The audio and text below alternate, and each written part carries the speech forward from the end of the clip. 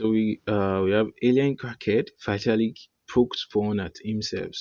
There's a news review CoinMarketCap blog. So want to check it out. This article by Connor Sefton, Shubai Keys.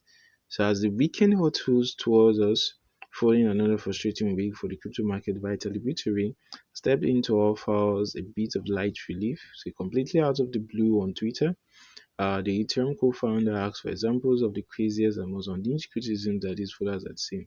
Shared some examples to kick off proceedings, and one describing him as a born villain, and another claiming he looks like an alien crackhead. The Ethereum's followers were more than happy to oblige some fairly nauseous, such as this Nazi bit of wordplay. So others decided to have a subtle dig at how long the Ethereum 2.0 upgrade is taking, which will eventually switch its blockchain from proof of work to more scalable and energy-efficient proof of stake. Others reference remarks that Ethereum made in 2014, which is said that the Internet of Money, referring to BTC, shouldn't cost $0.05 dollars per transaction, describing it as absurd. So that's a bit rich, considering that an average transaction fees on Ethereum currently stand at $3 0.04.